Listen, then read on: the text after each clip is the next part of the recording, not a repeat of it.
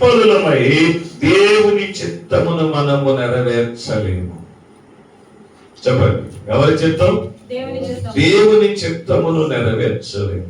లోకస్తులకు ఉంది ఇది, విశ్వాసులకు కూడా ఉందా లేదా? ఐహిక విచార.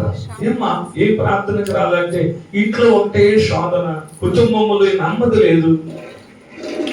మనం చెప్పేమా పౌలు గారు ఏమన్నాడు? దేనిని గూర్చి చింతపడవద్దు, ప్రతి విషయములో కృతజ్ఞతాస్తుతి చెల్లించి ప్రార్థన. మనకేం అవసరంలా, ఏం నొప్పి చేసినా కానీ ఎక్కడికి రా చెప్పండి. ఇక తలనొప్పి దాకా అవసరం లేదు. ఏం నొప్పి చేస్తే ఏంటంత దేవుని సన్నిధి. ప్రియమైన దేవుని బిడ్డలారా, అందుకనే ఫలము లేని అంజూరము వలెనే మిగిలిపోతాం. ఫలించడల్లా నేను ప్రతి సంఘములో ప్రతి విశ్వాసికి చెప్తాను, సంవత్సరానికి ఛాలెంజ్ చేసి ఒక్క ఆత్మను ఛాలెంజ్ గా తీసుకొని ప్రార్థన చేయండి. సంవత్సరానికి దేవుడు ఆ ఫలం ఇస్తాడు. చెప్పండి, మనం ఏం చేస్తున్నామంటే ఆ ఛాలెంజ్ గా తీసుకొని ప్రార్థన చేయటం లేదు. ఒకవేళ ఎవరైనా వచ్చినా వెనక కొట్టమే సరిపోతుంది. చెప్పండి, చెదరగొట్టే వాళ్ళకి ఉండకూడదు, సమకూర్చే వారిగా ఉండాలి. దేవునికి స్తోత్రం చేయాలి. చెప్పాలి గట్టిగా. ఏం చేయాలి? ఫలము రావాలి, ఫలింపు రావాలి. ఈ సంవత్సరంలో ప్రభువు కొరకు నేను ఈ ఫలమును ఫలించానని ధైర్యముగా చెప్పగలిగిన ఆ యొక్క సాక్ష్యము నీలో అది. నీకు ఒకటే కుటుంబ సమస్యలు అయిపోయి, ఇక దేవుని కొరకు ఏం ఆలోచిస్తావు? నీ ఆలోచన అంతా ఆడ పెడతావు. చెప్పండి, ఆడ పెడతావు. చెప్పండి, ఆయన చుట్టూ తిరుగుతారు, ఆమె చుట్టూ తిరుగుతారు, పిల్లల చుట్టూ తిరుగుతారు, సమస్యలు చుట్టూ తిరుగుతారు. దేవుని చుట్టూ ఎప్పుడు తిరుగుతావు? చెప్పండి, దేవుడు ఎందుకు ఇంకా మనలను సజీవులుగా ఉంచాడంటే మనం 25 శివర్లోనన్న ప్రభువు కొరకు ఫలించాలి. ఒక్క ఫలమన్నా ఫలించాలి. దేవుని కొరకు ఫలములు కలిగి ప్రభువును సంతోషపరచాలి. కనుక ఈ విచారాలను విడిచిపెట్టాలి. మూడో విషయం చెప్తాను చూడండి. మూడవది 2వ సమూయేలు గ్రంథం 13వ అధ్యాయం 2వ వచనములో రాస్తున్నాడు. దేవుని వాక్యమును మనం గమనిస్తే అది చూడండి, అక్కడ 2వ సమూయేలు గ్రంథము 13వ అధ్యాయము 2వ వచనం. తామారు కన్యక అయినందున ఆమెకు ఏమి చేయవలనన్న దుర్లభమని అమ్నోను గ్రహించి చింతాక్రాంతుడై తన చెల్లెలైన తామారును బట్టి చిక్కిపోయెను. ఏంటి వీడికున్న చింత? చెప్పండి, దురాశ. ఏ ఆశ? దురాశ. తన చెల్లెలని పాడు చేయాలని ఆశ, దురాశ. ఈరోజు మానవునికి ఈ దురాశ ఏం కలుగు చేస్తుంది? దురాశ దుఃఖానికి చేయటం. చూడండి, వాడికి ఉన్న నీచమైన బుద్ధి ఏంటంటే చెల్లెల్ని పాడు చేయాలనుకున్నారు. ఈరోజు చాలా మంది తోటి వారిని పాడు చేద్దాం, వాళ్ళ కుటుంబాన్ని నష్టపద్దాం, వాళ్ళకి నష్టం కలిగి చేద్దాం, వీళ్ళకి నష్టం చేద్దాం, ఎవరైనా ఎదుగుతున్నారంటే పట్టుకొని కింద పడేద్దాం. ఈ ఆశ. బైబిల్ గ్రంథం అంటుంది, నీది కానిది నాకు కావాలని ఆశపడటమే దురాశ. జగడం ఎవరికి చింత?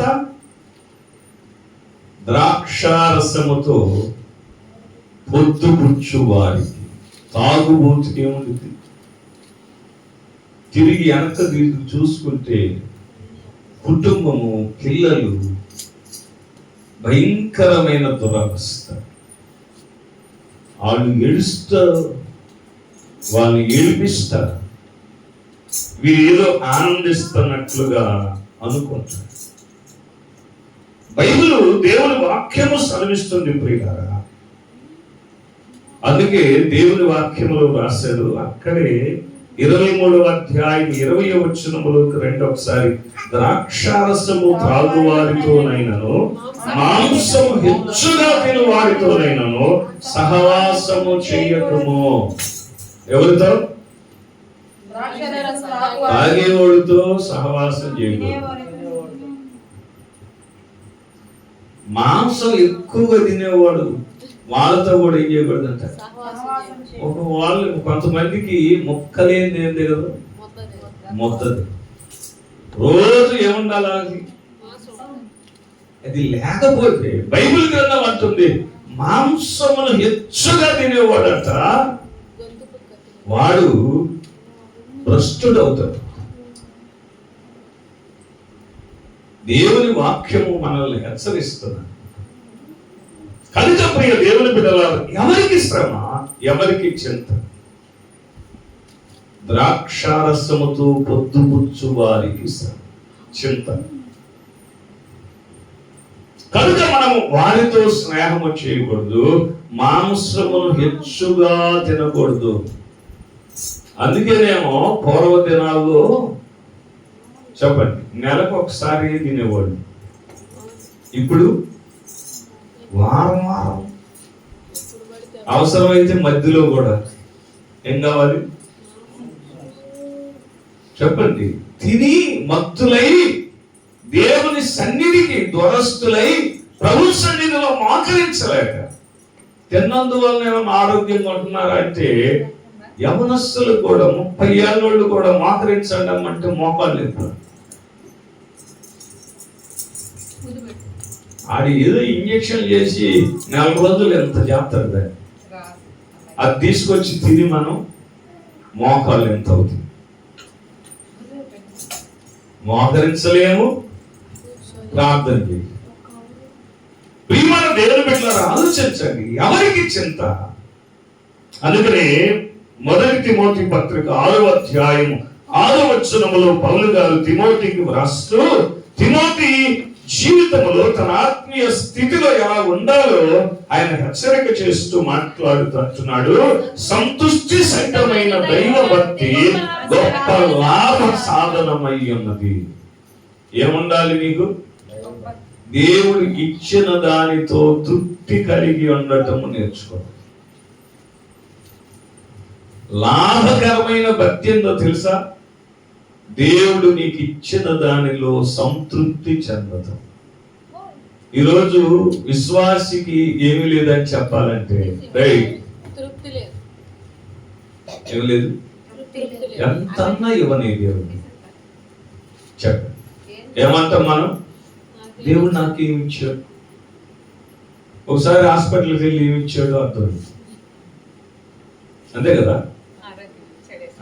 హాస్పిటల్కి వెళ్తే అది కూడా వెముకల వార్డుకి వెళ్తే అస్సలు దేవుడు నీకు ఏమి ఇచ్చాడో అర్థం. ఏమి ఇవ్వాలి? కాళ్ళు చేతులు చక్కగా ఉన్నాయి, ఆరోగ్యంగా ఉన్నాయి, ఆ కృప చాలు కదా? అవునా కదా? ఏమా ఆ కృప చాలు. తృప్తి అనేది మనిషికి చాలా అవసరం. సంతుష్టి సహితమైన భక్తి అన్నాడు. దేవుడు ఇచ్చిన దానితో తృప్తి కలిగి బ్రతకటం ఎంత ఆశీర్వాదం. దేవునికి స్తోత్రం. 5వ విషయం చెప్తాను. యోబు గ్రంథము 4వ అధ్యాయం 1వ వచనములో రాశాడు, అసూయ వలన మనిషికి చింత. ఏమన్నదు? ఏమా యోబు కాదు, సారీ, యోనా గ్రంథం 4వ అధ్యాయం 1వ వచనములో యోనా నినివేకి వెళ్ళు అన్నాడు. ఈయన తార్షీష్కి వెళ్తున్నాడు. దేవుడు చూశాడు, పట్టుకున్నాడు, సముద్రంలో పడేసి చేప కడుపులోకి పంపించాడు. కడుపులో ఉండి మోకాళ్ళు వేసి ప్రార్థన చేస్తుంటే కనికరించి దేవుడు తిన్నగా తీసుకొచ్చి నినివే ఒడ్డును వదిలేడు. ఆ పట్టణంలో ప్రవేశించి కూడా అయ్యగారు 3 దినముల ప్రయాణం అంత పట్టణాన్ని 3 గంటల్లో ముగించేశారంట సువార్త గారు. నా పని అయిపోయింది అనుకొని ఊరు బయటికి వెళ్ళి ఒక పందిరి వేసుకొని పందిరిలో పడుకొని చూస్తున్నాడు అంట. దేవుడు ఎట్లా చంపుతాడు వీళ్ళని చెప్పండి. వీళ్ళనట్ట చంపుతాడు. దేవుడు ఒకసారి చెట్టు పుట్టించాడు, అల్లుకుంది, అది చల్లటి నీడనిచ్చిందంట. హాయిగా నిద్రపోయేది, కమ్మకుంది. దేవుడు పురుగు పంపించాడు, వెంటనే మాడిపోయింది. ఎండ శరీరాన్ని కాలుస్తుంటే నిద్ర లేచి దేవుడిని తిడుతున్నాడు. నేను సుఖంగా ఉండటం నీకు ఇష్టం లేదా? పైగా కాలుస్తానన్నా చంపుతానన్నా, ఏది నువ్వు చంపలేదు, నువ్వు చెప్పింది చెయ్యవని నాకు బాగా తెలుసు, అందుకే నేను పారిపోయాను అన్నాడు. ఏది? అసూయ. ఆ నినివే పట్టణస్థులంటే యోనాకేంది? అసూయ ఉంది. వాళ్ళ మీద అలవి కాని పగ ఉంది, ద్వేషం ఉంది. బైబిల్ గ్రంథం అందుకే అంటుంది, అసూయ అంట మనిషిని కాల్చుకొని తింటాడు, సంతోషంగా ఉండలేదంట. చెప్పండి ఎంత ఒక ఆమె వాళ్ళు చూడు అట్ట కట్టుకున్నారు, వీళ్ళు చూడు ఎట్టు కట్టుకున్నారు, వీళ్ళు అట్ట అలంకరిస్తున్నారు, ఈ పెయింట్ చేస్తున్నారు, ఆ చేస్తున్నారు, అటు చేస్తున్నాడు, ఇది చేస్తున్నాడు, ఉండటానికి ఇల్లు లేదే నాకు అంటారు. ఏమా అంటే ఆమెకి ఏముంది? ఆమె చూసి అసూయ పడుతుంది. తన అసూయే తనను ఏం చేస్తుంది? వేధిస్తాం. మనిషి జీవితంలో అసూయ వలన మనిషికి ఏం కలుగుద్ది? చింత. ఎవరైనా పరచుకుంటే ఓర్చుకోలేని స్థితి. నిన్ను సంతోషంగా ఉండలేదు, ఎదుటోళ్ళని సంతోషంగా ఉండ. ఆ చూస్తా ఊరుకుంటావా? పండుగ రోజు ఎవరైనా నీకంటే మంచి చీర కట్టుకున్నారంటే ఇక ఆ రోజు నీ అంత ఎదిగిపోతావు.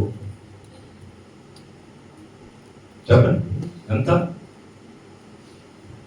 ఎంత ఆనందంగా ఉంటాం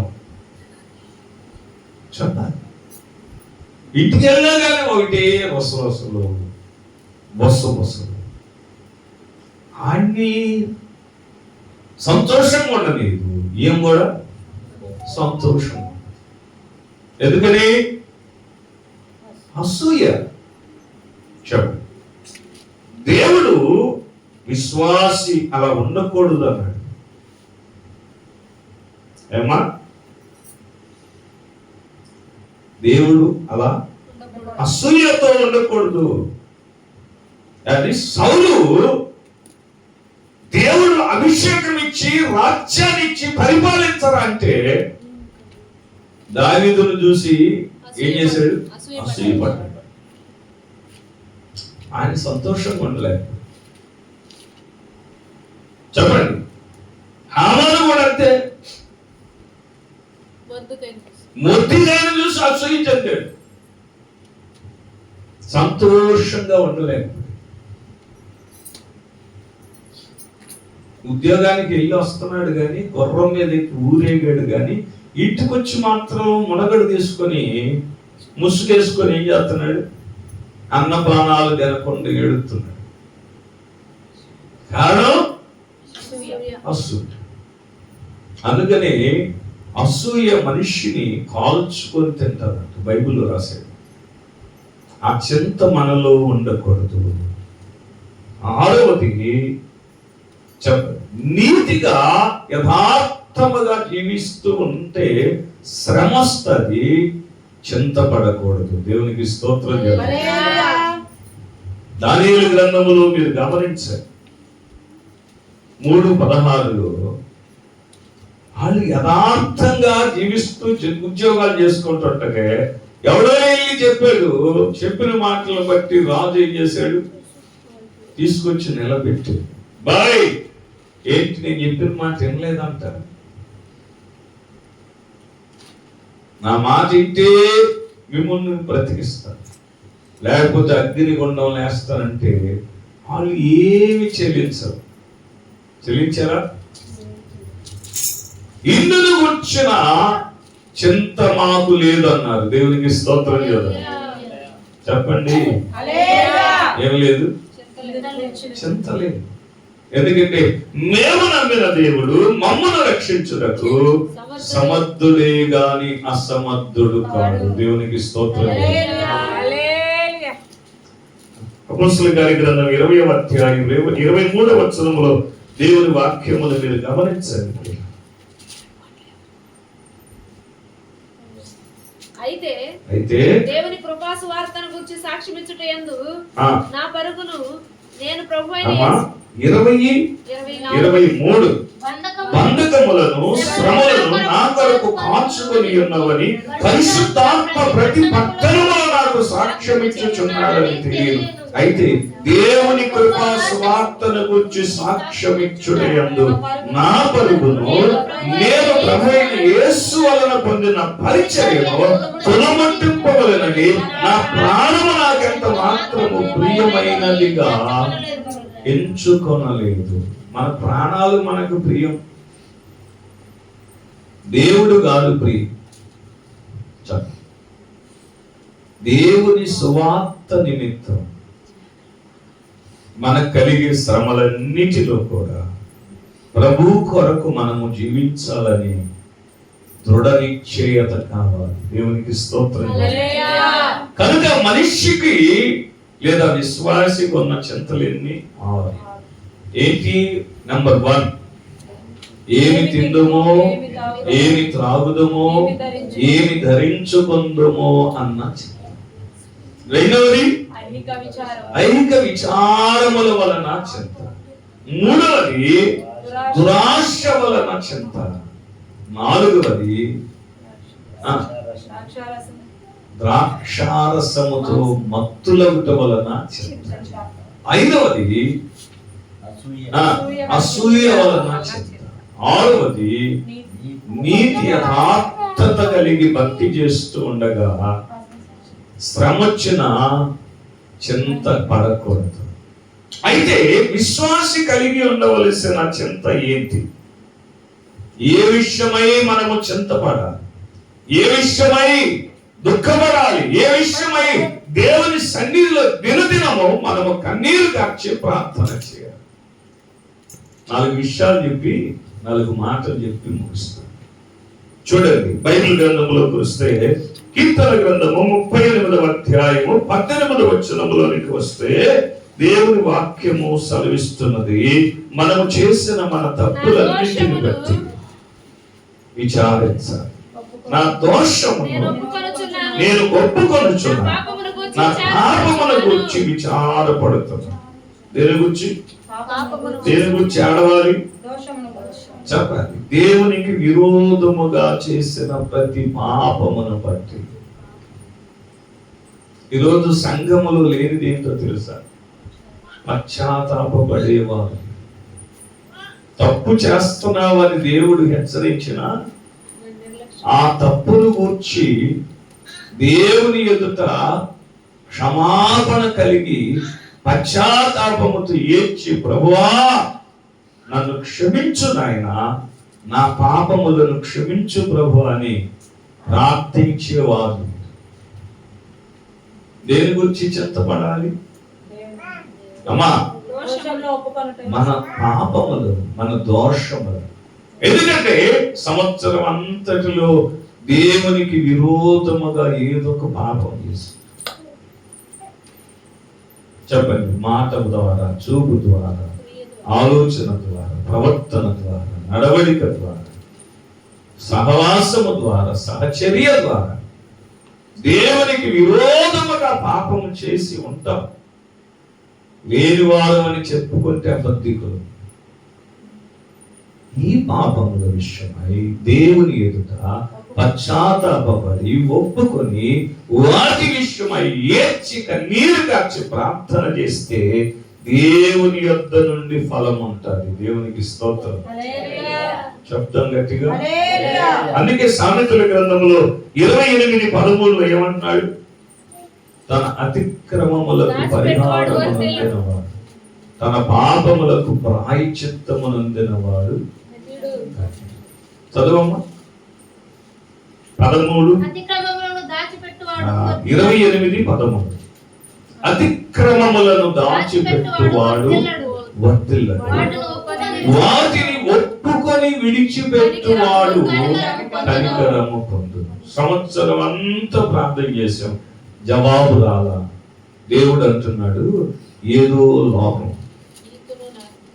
ఏముంది? ఏదో పాపం.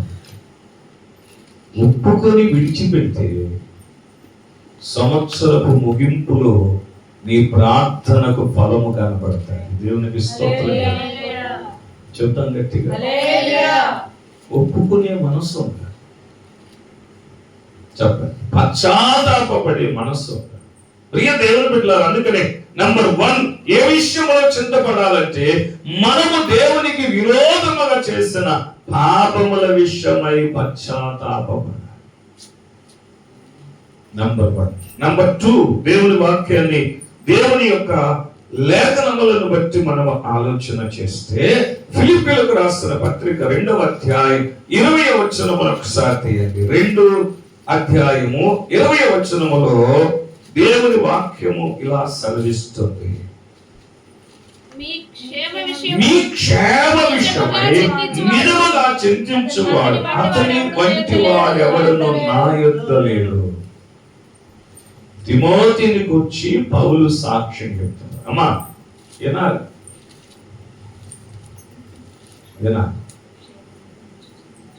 తిమోతి అంతా సంఘములో ఉన్న విశ్వాసుల యొక్క క్షేమము కొరకై ప్రతిరోజు కన్నీరు గార్చి ప్రార్థన చేసేవాడు అంట. దేవునికి స్తోత్రం. మీ క్షేమ విషయమై నీ కొరకు కన్నీరు గార్చి ప్రార్థన చేసే అతని వంటి వాడు ఎవడు లేడు. విశ్వాసి తోటి విశ్వాసి కొరకు, వారి కుటుంబాల కొరకు, సంఘము కొరకు, సంఘములో ఉన్న విశ్వాసుల యొక్క క్షేమమును కోరి కన్నీరుగా చేయాలంట. నీవు ఇతరుల క్షేమము కోరి ప్రార్థిస్తే దేవుడు నీకు క్షేమమునిస్తాడు. దేవునికి స్తోత్రం. మనకు తెలిసిన సత్యం అంతేందంటే మన కోసం, మన క్షేమం కోసమే ప్రార్థన. మనం చేయాల్సిన పని ఏంటి చెప్పండి? ఎదుటి వారి క్షేమమును కోరి, ఎదుటి వారి కుటుంబము క్షేమముగా ఉండాలని, సంఘములోని సహోదరుల యొక్క కుటుంబాలు క్షేమముగా ఉండాలని వారి నిమిత్తము నీవు కన్నీరు గార్చి ప్రార్థన చేస్తే దేవుడు నీ కుటుంబానికి క్షేమమునిస్తాడు. ఎందుకంటే అది 100% సత్యము, 100%. చెప్పండి, దేవుని వాక్యము నమ్మదగినది. మా పిల్లలు లేనప్పుడు అందరికి పిల్లల్ని మనం ప్రార్థన చేసేవాళ్ళు, మా కోసం చేసుకున్నాం. దేవుడు నమ్మదగిన వాడు. అందరి కోసం చేసి మా కోసం చేయకపోయినా మా అవసరతను గుర్తించిన దేవుడు మమ్మల్ని కూడా జ్ఞాపకం చేసుకున్నారు. దేవునికి స్తోత్రం. చూద్దాం గట్టిగా. ఇతరుల క్షేమమును కోరి మనము ప్రార్థించినప్పుడు నాకేంటి లాభం అనుకోకూడదు. ఇతర బలహీనతల కొరకు ప్రార్థన చేస్తే దేవుడు మనకు స్వస్థత ఇస్తాడు. ఇతరుల సమస్యల కొరకు ప్రార్థన చేస్తే మనకు విడుదల ఇస్తాడు. ఇతరుల యొక్క సమృద్ధి కొరకు ప్రార్థన చేస్తే మనకు సమృద్ధిని ఇస్తాడు. దేవునికి స్తోత్రం. చెప్పండి, మనం ఏం చేయటం నేర్చుకోవాలి? మన కోసం చేయటం కాదు. వెళ్ళి మోకరించావంటే చాలు, నేను ప్రభువా, నా భార్య, నా భర్త, నా పిల్లలు, నా కుటుంబము నాదే వినపడతాయి. ఎదుటివాడి మాట ఒక్కటి వినపడతాయి. చెప్పండి, నిన్ను దీవించాలంటే, నీ కుటుంబము క్షేమము కలిగి ఉండాలంటే నువ్వు ప్రభు సన్నిధిలో వారి విషయమై ఏం చేయాలి? ప్రార్థన చేయాలి. గుర్తుంటుంది. మూడో విషయం చెప్తాను చూడండి. దేవుని వాక్యమును మీరు గమనిస్తే మొదటి కొరింథీయులకు రాసిన పత్రిక. అమ్మా నా టైం అయిపోయింది, నేను త్వరగా రెండు మాటలు చెప్పి ముగిస్తాను. మొదటి కొరింథీ పత్రిక 9వ అధ్యాయము 9వ వచనంలోకి రండి.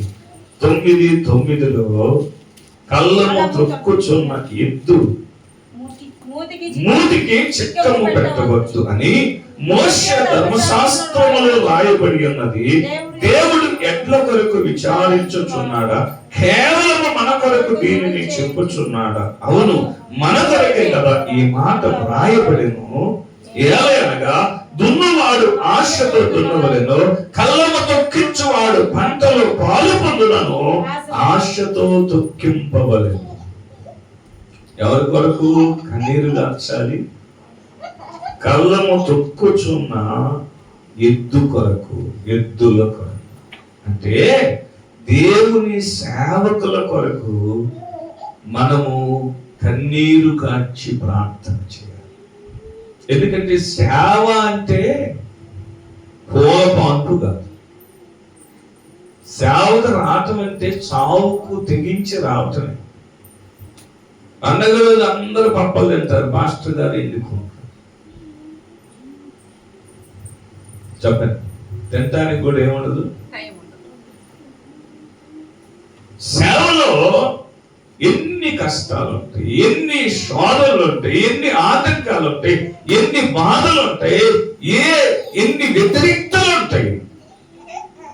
వీటన్నిటిలో సేవకుని వెన్ను తట్టి బలపరిచి దేవుడు నడిపించాలంటే సంఘము సేవకుని కొరకు కన్నీరుగా చేయాలి. చెప్పండి, నేను అడుగుతున్నా. మనకు గుర్తుండేది ఎంత ఏంటంటే సేవకుడిని మనం పదే అడుగుతాం. అయ్యా మాకు ఆ సమస్య ఉంది, మాకు ఈ కష్టం ఉంది, మాకు ఆ నొప్పి ఉంది, మాకు ఈ నొప్పి ఉంది, మా కోసం ప్రార్థన చేయాలి అంట ఉన్నది. మనం సేవకుని కోసం ఎంత కన్నీరు దాచి ప్రార్థన చేస్తాం. ఎందుకంటే సేవకుడు మీ ఆత్మీయ జీవితాలను కట్టాలంటే, మిమ్మలను క్రీస్తులో బలపరచాలంటే, మీరు మీ కుటుంబాలను దేవుని ఆశీర్వాదములతో నింపాలి అంటే సేవకునికి మీరు సహకారులై ఉండాలి. దేవునికి స్తోత్రం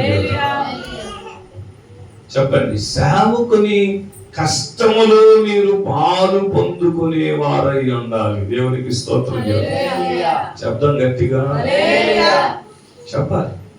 మనం ఎప్పుడు సేవకుడు కొరకు చేస్తాం? మన కొరకు దేవుని సేవకుడు చేస్తాడు. మన కష్టాల కొరకు, సమస్యల కొరకు, మన కుటుంబాల కొరకు, మన పిల్లల కొరకు, మన క్షేమం కొరకు సేవకుడు నిత్యం ప్రార్థన చేస్తాడు. మరి మనం ఎప్పుడు చేస్తున్నాం చెప్పండి? నేను అడుగుతాను. 2025 ముగింపులో ఒకవేళ ఇప్పటి వరకు అలా చేయకపోతే ఈ రోజు ఒక తీర్మానం కలిగి ప్రార్థించు. సువార్త ప్రబలాలి అన్నా, ఆత్మలు పట్టబడాలి అన్నా సేవకుడు ఎలా ఉండాలి? సేవకుడు ఆరోగ్యంగా దేవుని అభిషేకముతో నడిపించబడుతూ ఉండాలంటే మనం ఏం చేయాలో నమ్మకముగా దేవుని సేవకుని కొరకు ఏం చేయాలి? ప్రార్థన చేయాలి. పౌలు గారు రాస్తున్నాడు ఫిలిప్పీ సంఘానికి 4వ అధ్యాయం, ఫిలిప్పీలకు రాసిన పత్రిక 4వ అధ్యాయం ఒకసారి తీయండి. 10వ వచనములోనికి వస్తే, నన్ను గురించి మీరు ఎన్నాళ్ళకు మరలా యోచన చేయసాగిత్రని ప్రభువునందు మిక్కిలి సంతోషించితిని. ఆ విషయంలో మీరు యోచన చేసి ఉంటిరి గాని తగిన సమయము దొరకకపోయాను. నాకు కొదవ కలిగినందున నేను ఇలాగ చెప్పుటలేదు. నేను ఏ స్థితిలో ఉన్నానో ఆ స్థితిలో సంతృప్తి కలిగి ఉండట నేర్చుకొని ఉన్నాను. దేవునికి స్తోత్రం. వీళ్ళు పౌలు గారిని జ్ఞాపకం చేసుకున్నాడు. చెప్పండి. అందుకు ఆయన రాస్తుంది. చెప్పండి. దేవుని పిల్లలుగా మనలో ఉండవలసిన చింత ఏంటంటే సేవకుని విషయములో, సంఘ విషయములో చింత అండి. ఏమి తిందో, ఏం తాగుదు, నా కుటుంబం, నా బిడ్డలు, నేను, నాది, ఇది కాదు ఉండాల్సింది. దేవుని వాక్యము సెలవిస్తుంది. కొరింథీయులకు రాసిన 2వ పత్రిక 11వ అధ్యాయం 28వ వచనం ఒకసారి తీయండి. 2వ కొరింథీ పత్రిక 11వ అధ్యాయము 28వ వచనము దేవుని వాక్యమును చూస్తే, ఇవియను కాక సంఘములన్నిటిని కూర్చిన చింతయు కలదు, ఈ భారము దినదినము నాకు కలుగుచున్నది. సంఘములను గూర్చి ఏముండాలి? చింత. చెప్పాలి. సంఘమును గూర్చి ఏముండాలి? మనకి చింత. ఇది కలిగి ఉన్నప్పుడు దేవుడు మనలను, మన కుటుంబాలను ఏం చేస్తాడంటే ఆశీర్వదిస్తాడు. చివరి మాట చెప్తాను. నశించుచున్న ఆత్మల విషయమై మనకు చింత. దేని నిమిత్తం? ఏమా? నశించుచున్న ఆత్మల విషయమై మనలో చింత ఉండాలి. సామెతల గ్రంథం 24వ అధ్యాయం 11వ వచనములో జ్ఞాని సొలొమోను ఒక చక్కని మాట రాశాడు. చూడండి. చావునకై పట్టబడిన వారిని